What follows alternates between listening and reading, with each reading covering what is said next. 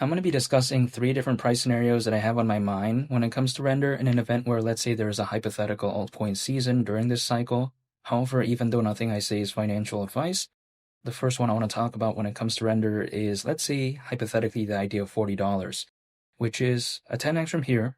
Market cap at that point, considering current circulating supply, would be nearly 21 billion. So I would say more or less slightly above 20 billion, right?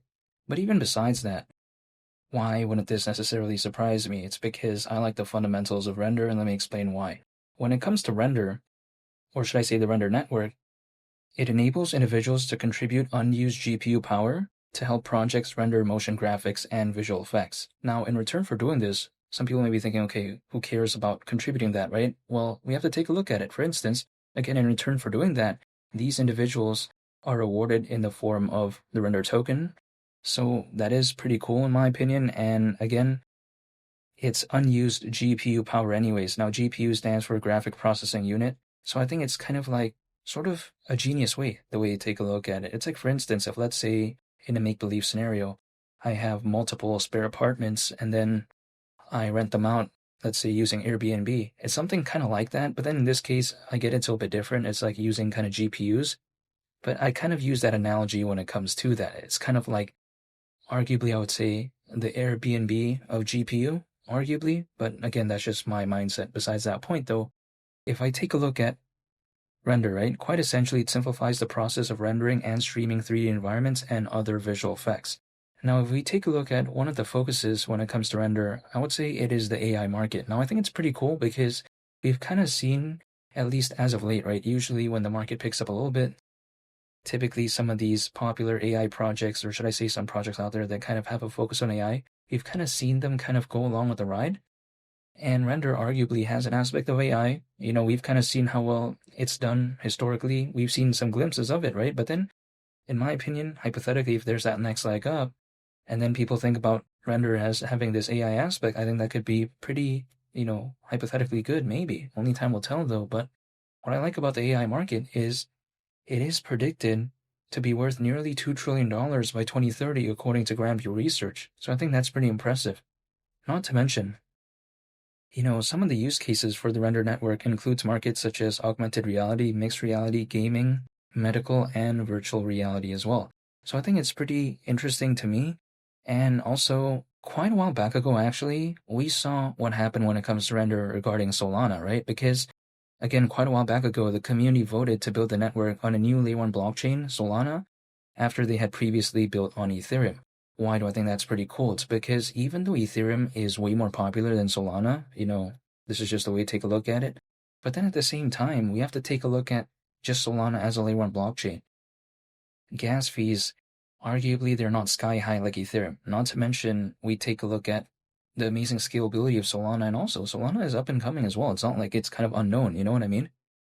And I get it, Ethereum, despite its kind of drawbacks, I would say, like for instance, sky-high gas fees and arguable scalability issues, despite that, it does have Ethereum Layer 2s that can quite essentially allow for it to be enjoyed, but then not really having to deal with some of that nonsense. But even besides that, I just think Solana as a Layer 1 blockchain seems to be the way to go for some projects out there moving forward. So I do like kind of that shift in that direction because other projects out there, they might have not done that, right? Render was already pretty big when it did that. It didn't necessarily have to do it, but it was kind of a cool thing to see it do that nonetheless. So I do like that when it comes to render. Overall, I like render's focus. I like, kind of the concept behind the project. I like the exchange listings. And let's say arguably, when it comes to the price of $40 in an event where, let's say, there's a fully fledged type of altcoin season, it's not something that would necessarily surprise me. Now, when I take a look at, let's say, the idea arguably of $45, an 11 and a quarter X from here, so 11.25x, and then the market cap at that point, considering current circulating supply, would be slightly above 23 billion. However, the way I take a look at that market cap is that we've seen, some other projects out there kind of far exceed this, and this was like back in 2021, we saw BNB reach over $100 billion in market cap that year. So it's basically like over 80 billion more than that. I'm not necessarily saying that this is going to be such a top 10 popular project or something like that. But then at the same time, that market cap doesn't seem like that unrealistic to me, but, only time will tell. Now, The third and final price scenario I want to take a look at is, let's say, $50. A 12.5x from here, and market cap at that point would be nearly 26 billion considering current circulating supply. Now, when I take a look at aspects such as, for instance, the Bitcoin ETF, and I see how supposedly we have more crypto owners right now than ever before in history at over 600 million, if there is that fully fledged up altcoin season with those factors, if it looked better than back in 2021, in which at that time, during the peak of that boom, there was around 300 million crypto owners, we basically have more right now, right? Or should I say way more? It wouldn't necessarily surprise me if this altcoin season maybe were to happen during this cycle. If it looked better than back then, wouldn't surprise me. And arguably $50 when it comes to render wouldn't really surprise me as well if maybe that were the case. Now, to me, though, all I can do is I think just stay patient. Now, I could just kind of not really care about what happens, but I do care. So then I have taken a look back in history. I've seen how, historically speaking, altcoins, typically as a worst case scenario, they usually peak around 18 months. So around a year and a half after a Bitcoin halving event, which would mean actually October of this year if we count that, from the last Bitcoin halving event that happened in April of last year.